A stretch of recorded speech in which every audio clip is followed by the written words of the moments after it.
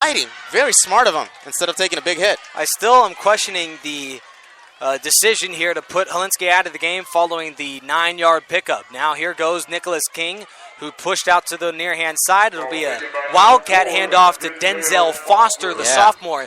Interesting story with him out of JW North High School. No D1 scholarships. As a freshman, he was expecting to get that look at the next level, but he pulled his hamstring in the during the offseason, missed the first 3 weeks of the 2013 campaign. He still ended up running for nearly 1,000 yards, but this year, far from the same running back. Denzel Foster still in the game as the Wildcat on a 2nd down and 4. A give goes to him. Zigzags to the 40, still has room across the 45, and he's tripped up after what looks to be a 9-yard pickup. Denzel Foster looking a whole lot better today. Hey, despite a great run right there, that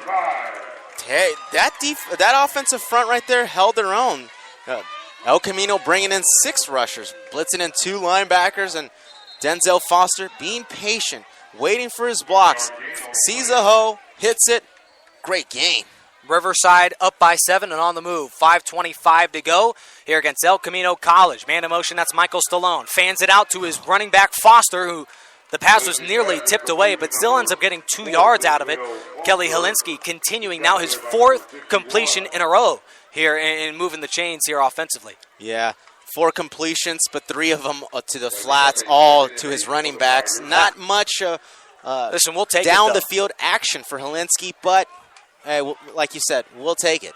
61% completions coming in, and I'm sure far above that in this ball game, but this is a man that averages 9 yards per attempt, and I'm sure he's been far from that in today's ball game. 2nd and 8, shotgun snap. Helinski slings it over the middle, and it's picked off. Intercepted, and on the return for El Camino to the 30, 25-20, zigzags to the 15, and he's gone. No!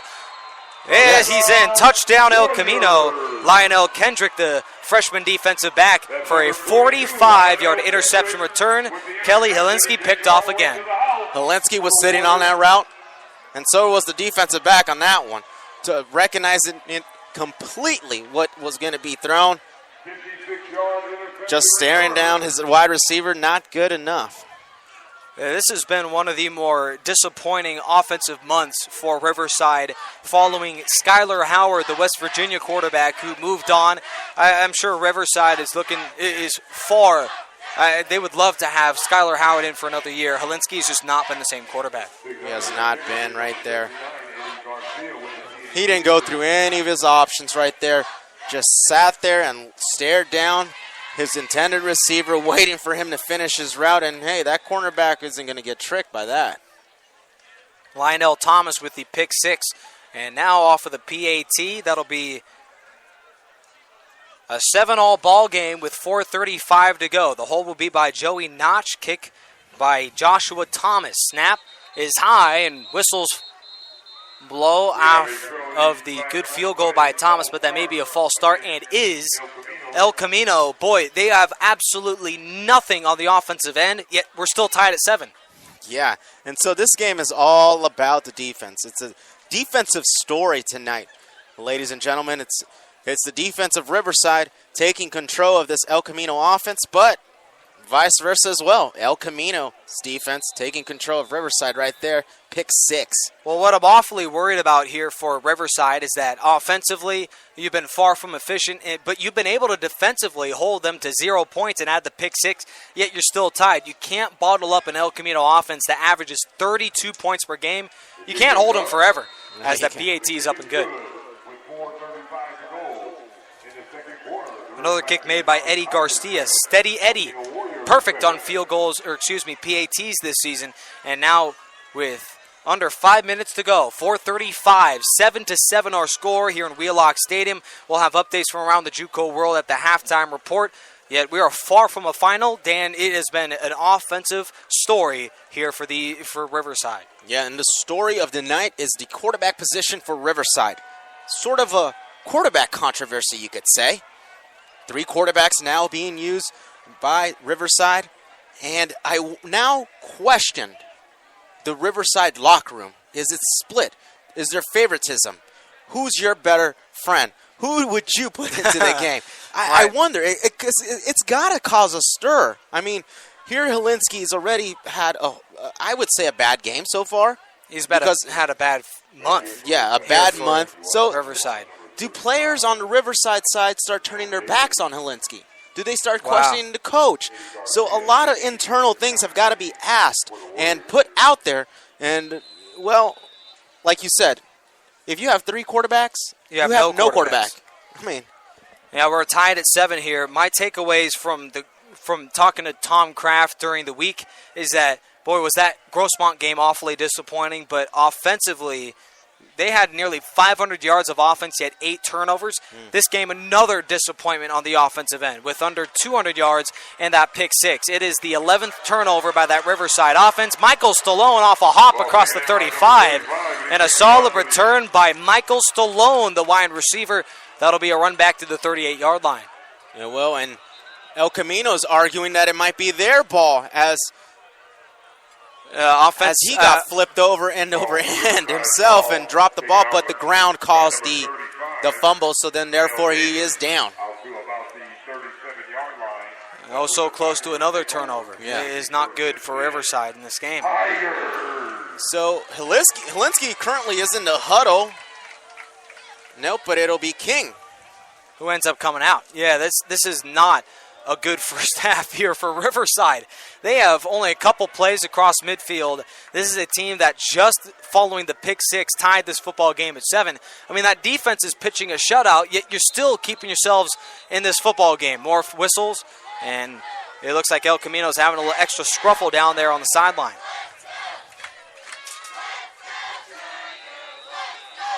Welcome to Wheelock Stadium here in Riverside, California. It's the Tigers ranked number 9 in the JUCO rankings, yet have been far from the perfect team. Shotgun snap. It'll be a quarterback draw by Nicholas King, who on a hop reaches around the 43-yard line to gain a 5. Nicholas King right there showing his athleticism right there. Taking flight, trying to jump over a defender there. Nicholas King now, he's been the leading rusher for Riverside in this game. King has been a solid contributor for Riverside at the quarterback position. He'll sling it out to his main target, Michael Stallone. That'll be a pickup of 10. Move the chains. Riverside, 1st and 10. I mentioned it earlier. I think this is now Nicholas King's job for the taking. Yeah, I really do feel like that's a possibility. As soon as I say that, look who comes out. Yeah, Kelly Helinski is out of the game again. Yeah. And Nicholas King is in. We're now down to 4:05 to go. 7-7 our score. The clock will run. And Riverside trying to take the lead here. 0 points offensively for the Tigers. Shotgun snap. King looking, slings it over the middle and has a wide open target. That's Denzel Foster. 35, zigzags 30 on a hop, 25, still moving. And all the way out to the 23-yard line for the Tigers. That'll be a pickup of 22 yards. And the halfback able to move the chains. Hey, Riverside Tigers, whatever you do, get Denzel Foster involved, please, because right there is showing how versatile, how much speed he has, and he has great hands as well. Coming out of the backfield, totally open down the middle, jumping over a tackle, and getting a huge chunk for a first down. 3:54 remaining, 7-7. Well, Nicholas King has been an amazing sophomore and a story to look throughout the remainder of the season for Riverside College. Came in absolutely out of nowhere out of Westchester High School, expected to be the number 3 quarterback for Riverside. They have yet to even go to Shane Vernala, the number 2 guy in this football game. Kelly Helinski and Nicholas King about 50-50 on snaps, yet talking to Kraft, Kelly Helinski is facing a partially torn rotator cuff, which means that I'm sure he's facing an injury that he has had for a majority of the season. Yet still, Kelly Helinski, far disappointing output this year. Nicholas King, he's got great size himself. Helinski's 6'7", but King, he's 6'4", 220. Right. Hey, that's a pro-style body right there. Yeah, I wonder what Maryland University will be doing. They have an offer out for Kelly Helinski, yet if he doesn't play a whole lot this year, I mean, what in the world do you do with a guy that can't see the football field at the junior college level? Well, that's really controversial right there. I've never heard of that. A school offering a scholarship to a player and then withdrawing it. Have you? Well, I'm sure they've done if a player's injured, but this is a non-related. And for disciplinary reasons as well. Right. But for play? I never really heard about that. So never, but I mean, I'm sure colleges have the power to do that. I'm sure they've done that a majority of times. I mean, if a coach maybe brings them on and doesn't like what they see, he can very well cut them. And Kelly Helinski is not only playing for a Maryland offer, but also for his job here at Riverside College. Nicholas King into the game, at 1st and 10 at the 23. Shotgun snap, King fires to his open target. That's Michael Salone, a leaping grab, and he's out to the 17-yard line, a pitch and catch of 7. Hey, Riverside's totally convinced that they're going to go with the hot hand. Right now, Nicholas King has the hot hand, and he sees himself on the playing field. Why not, right? Yeah, Kelly Helinski, a man who had 2 passing touchdowns against Bakersfield College and another 5 in the next 2 weeks. He's been benched. And Nicholas King looking for his first score of the season for Riverside College in week number 5. We'll get you scores from around the JUCO world as soon as we get them to you as you are live on Spreaker.com's National Sports. 2nd and 5 from the 17. And we have movement, a false start by the Riverside offense. Yeah, right there. Number 77, Thomas Stanton, freshman out of Norco, 6'3", 290.